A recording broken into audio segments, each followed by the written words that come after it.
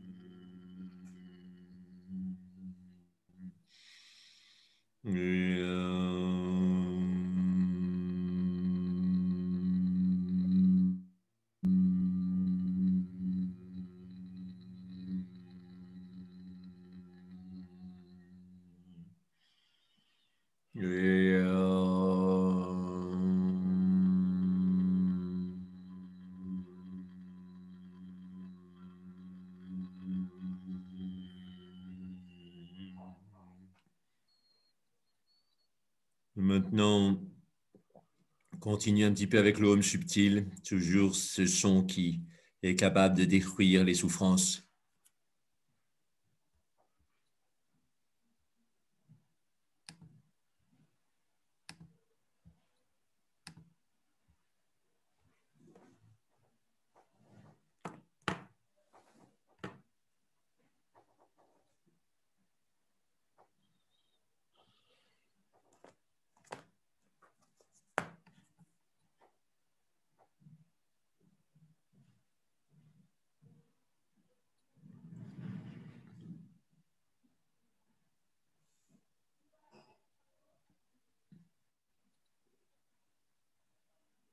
revenir au son subtil qui se répand dans tout le corps vécu et qui défait les tensions, un peu comme un tremblement de terre, fait s'effondrer des grands bâtiments qui paraissaient très solides.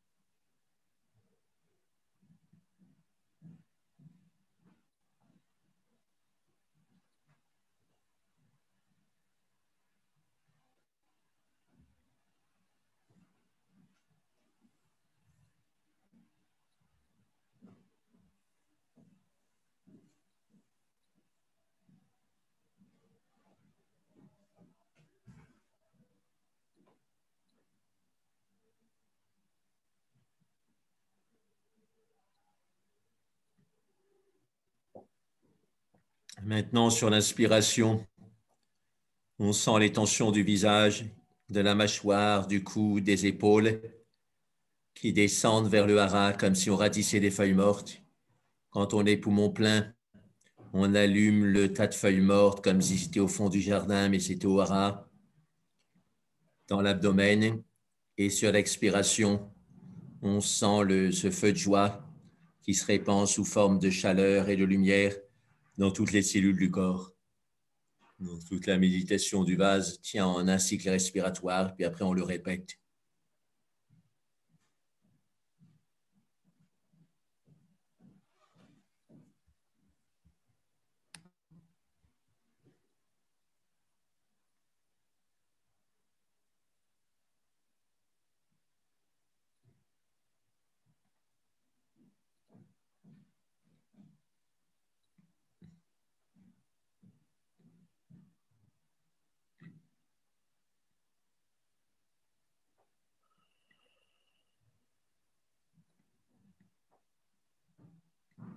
Sur l'inspiration, on peut réciter nettoyer la souffrance.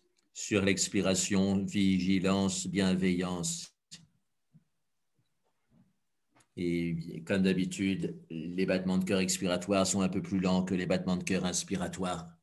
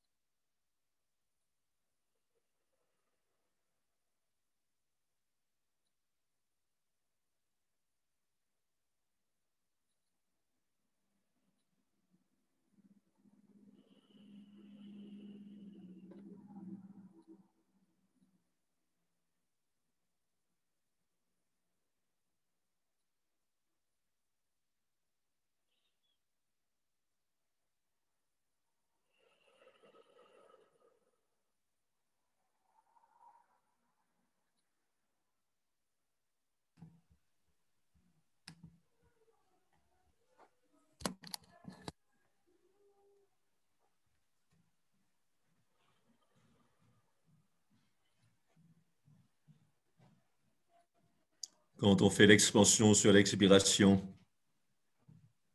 Si on ralentit bien les battements cardiaques et la respiration, enfin, c'est-à-dire de façon très consciente, on sent une chaleur dans tout le corps. C'est la chaleur de la vigilance, c'est la chaleur de la bienveillance. Et on essaie de la sentir de façon égale. Cette égalité, c'est fondamental. Ça prépare l'égalité de la sensation de l'enveloppe du corps, de la peau. Ça prépare à l'égalité de l'espace. Et quand on a l'égalité de l'espace, on a une équanimité. Et on fait des grands pas en avant vers la sagesse.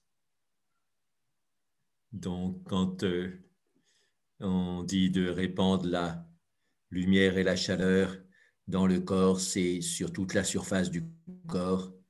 Et à partir de là, ça pourra rayonner dans l'espace, comme l'auréole d'un saint rayonne dans toutes les directions.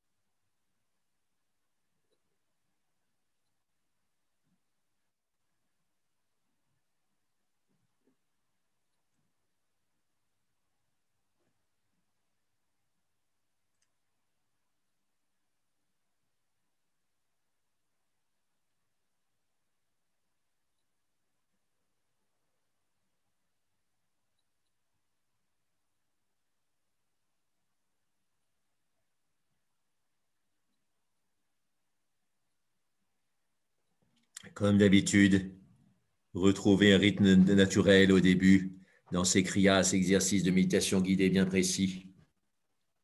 On se tend un petit peu, on veut bien faire, on veut tout sentir, etc., tout visualiser.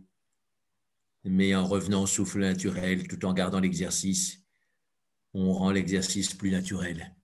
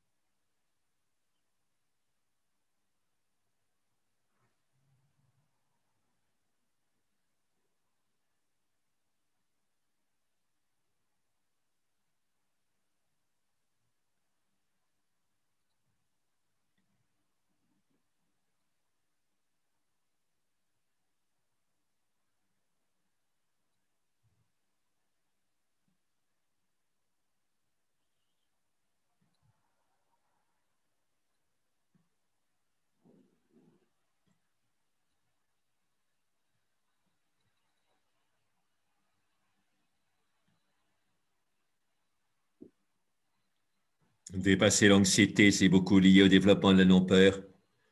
Le développement de la non-peur, c'est lié à l'antéversion du bassin, c'est-à-dire on fait basculer le bassin vers l'avant, on creuse les reins. Comme ça, automatiquement, les ventres, les grands droits de l'abdomen se détendent. Et quand il y a la détente dans cette zone, on progresse vers la non-peur, puisque qui dit peur dit se recroqueviller. donc tendre les muscles à l'avant de l'abdomen. Donc là, on fait le contraire.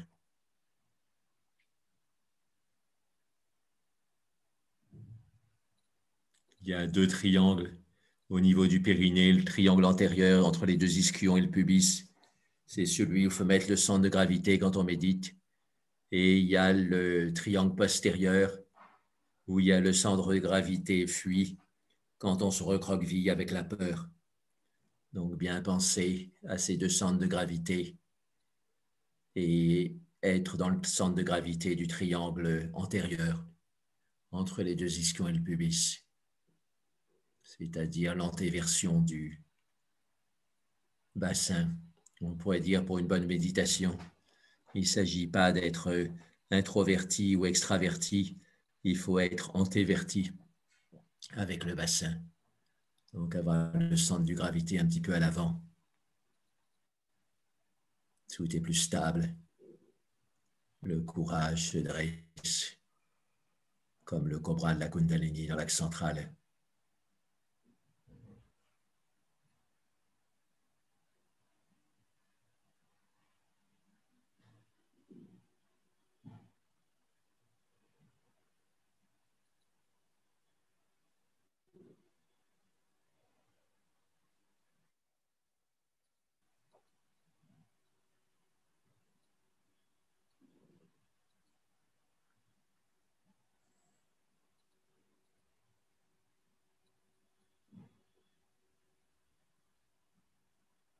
On reprend la méditation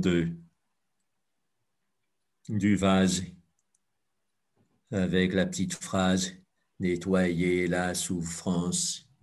Sur l'inspire, vigilance, bienveillance. Sur l'expire, on peut faire 6 et 6. Ça donne une respiration profonde, tranquille. Si en arrivant en haut, on ne peut plus inspirer plus, on fait petit arrêt poumon plein sur 1 ou 2 battements de cœur et on redescend sur l'expiration, une syllabe par battement de cœur.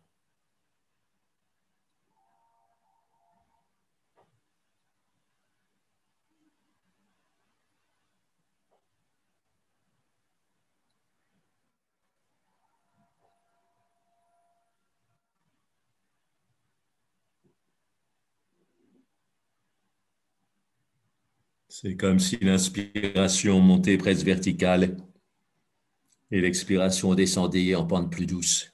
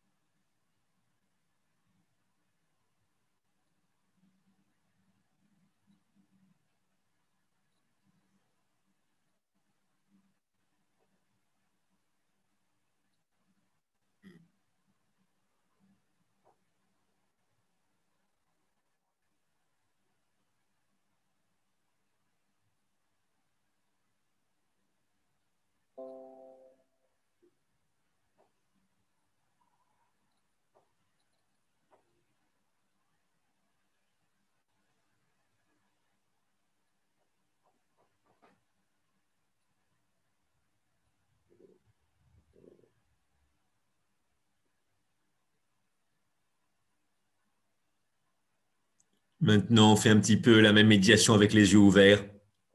Comme d'habitude, hein, les yeux ouverts, ça aide à faire le lien avec l'expérience de méditation dans la vie quotidienne. Et on peut rajouter aussi compter.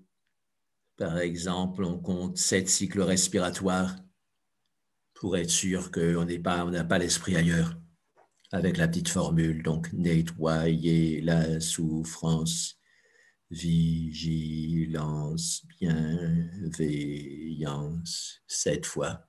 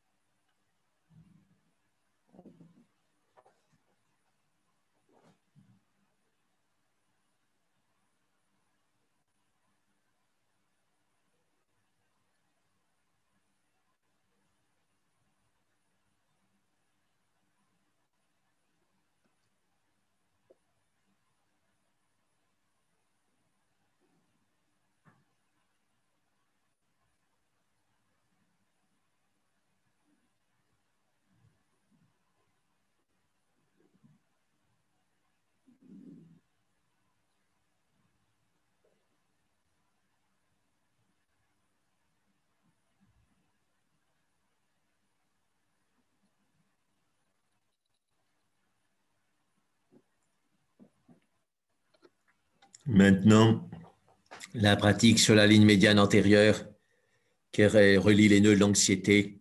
Les nœuds de l'anxiété, vous les connaissez plus ou moins. C'est une tension entre les sourcils, tension à la base du menton qui fait serrer les dents, tension à la base de la gorge qui donne la boule d'anxiété à ce niveau-là, tension dans le plexus qui fait un nœud, le nœud de l'angoisse, et puis tension au niveau du bassin et ça donne un schéma donc de l'anxiété un peu comme une corde à nœud à l'avant de la ligne médiane, donc du tronc. Donc sur l'inspiration, fait remonter vers l'arrière, repartir vers l'arrière tous ces nœuds, ça devient une corde lisse, la corde lisse de l'axe central. Et sur l'expiration, on fait partir l'énergie en éventail sur les côtés. C'est un peu comme un éventail inversé, on le met avec les deux mains sur le côté. Donc, si on est assis sur le coussin, les bouts des doigts touchera de chaque côté le sol avec les bras à peu près à 30 degrés du tronc. Et en fin d'expiration, on sent bien le cœur de la main, c'est-à-dire le milieu de la paume de la main, avec l'œil de la conscience à ce niveau-là. Donc, inspire, on fait reculer la corde à nœud, ligne antérieure du tronc, ligne de l'anxiété, jusqu'à la corde lisse, c'est-à-dire l'axe central. Poumon plein, on sentait cet axe central et sur l'expiration, ça part sur les côtés et ça donne les bras de la compassion, de la bienveillance avec les paumes vers l'avant qui donnent consciemment puisqu'à l'intérieur de chaque main, il y a à la fois un cœur et un œil, c'est-à-dire le don conscient qui est juste. Ni trop vers l'avant, ce serait la possessivité, ni trop vers l'arrière, ce serait le rejet. Ni trop vers l'avant, ce serait l'avidité, ni trop vers l'arrière, ce serait l'aversion. On fait une série de cycles comme ça pour se familiariser à ce nouveau type de méditation et ça évoque bien sûr les 1000 bras d'Avalokiteshvara, le bodhisattva de la compassion et aussi les 18 bras de Durga.